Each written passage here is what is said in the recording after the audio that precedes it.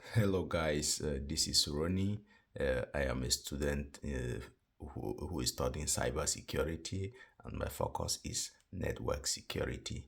In here we are going to discuss the IP, MAC addresses, switches, routers, subnet, router gateway, firewalls, proxy, and NAT, network address translation, and DMZ, which is the demilitarized zone. So let's start with IP. Well, in a network, we have different classes, right? And this classes, let's say it's a school, is made up of class 1 and class 2.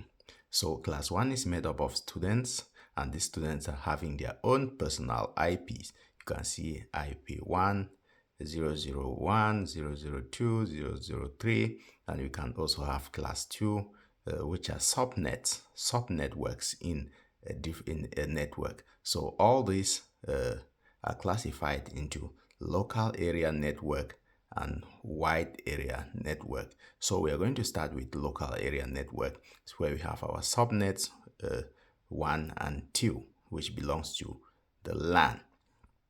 So here, how does it work?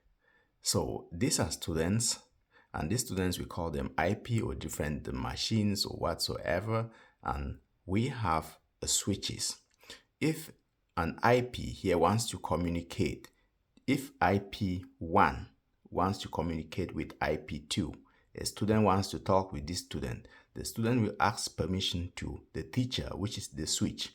Then the teacher now switches to the second student. This student wants to speak with student B. A wants to speak with B, asks permission for the teacher, which is the switch, and the switch link them up. That's how IPs they communicate. Now in this subnet, now let's take a look at, if for example a student in subnet in class 1, which is a subnet, wants to communicate with a student in class 2, which is another subnet. What does he do?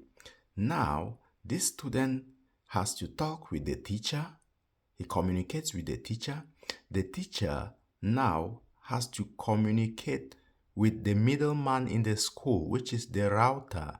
The router now communicates to the class 2 teacher, which is another switch, before this teacher now speaks with the student, which is the IP of a different class.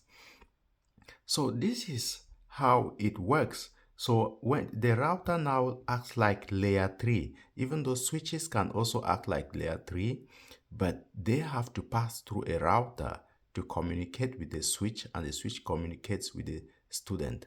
But for us to do this, there is what we call a MAC address. There is a MAC address where every student here is having an IP address, which is normally the address, but the MAC address now is your identity. Every computer, every phone, every device comes with a MAC address, which are jumbled into 9 figures or 12, I think 12. So this is dot dot, this is dot dot, this is dot dot. Those are MAC addresses. They are imprints. It's like you who is living in Africa and you're traveling to America, your face will never change, but your destination, that is your flight number, can change. So your flight number now is your IP address, and the MAC is your imprint. Nothing can change it. So here, to identify this student here, the router here, to know the MAC address and to know, we are communicating with names, but when we are using IPs, they're figures. It's not easily identified.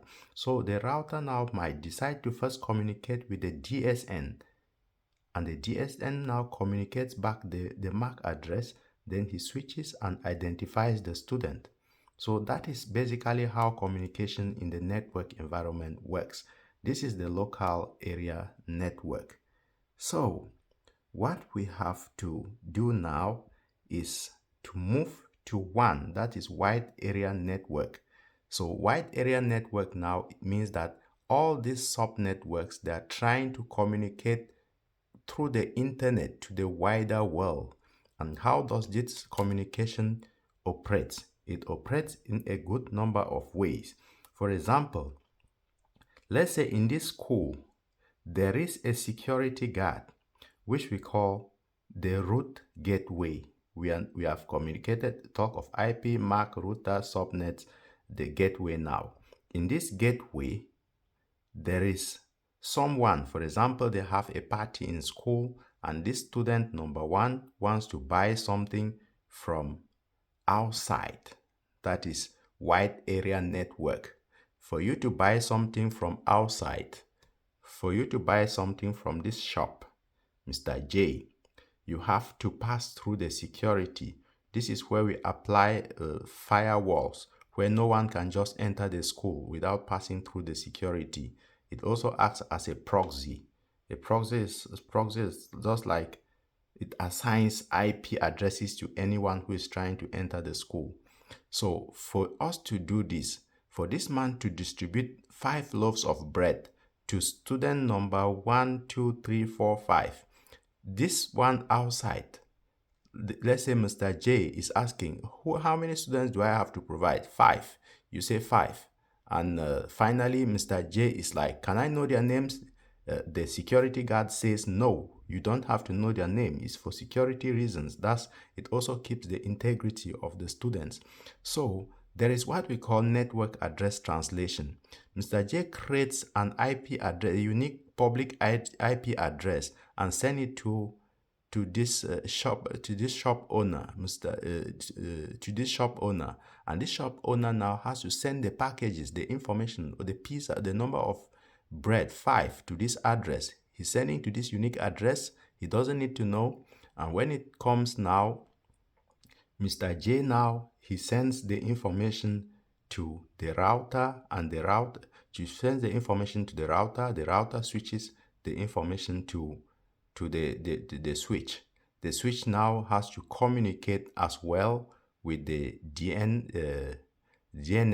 DNS now keeps information about the MAC addresses and whatsoever which was assigned by the administration of the school, and they can easily send this information to these private IPs. So now the shop owner just sent to a vague IP which is public and everyone has access, but when it comes here, there is the NAT, network address translation. It sends it to the right IPs. This is to hide information about the students. So that is basically it. We have the NAT, the firewall, and the proxy. But there is what we call DMZ, demilitarized zone. This one acts like a reception in school where parents come, they know it is secured, and they can easily communicate with the student directly. And since we know the security is not a breach, and this is basically what you have to know about the basics of network security. So guys, if you have anything to tell me below, you can just tell me. This is how communication works. Thank you very much. This is Ronnie, studying cybersecurity and want to base myself in network security. Thank you.